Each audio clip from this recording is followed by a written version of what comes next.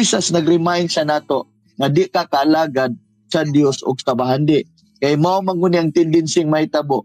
Kung ang tao naghunahuna ra permintig material, kung ang tao naghunahuna ra perminti sa iyang kaugalihong kalipay, muna ang tao mangita permintig kwarta, mangita perminti og kalipay niya, nga usay maingon man ang tao nga sunod na ng simba, unahon sa nato ning pangwarta. O labi na karon eleksyon, kay ang eleksyon Domingo man.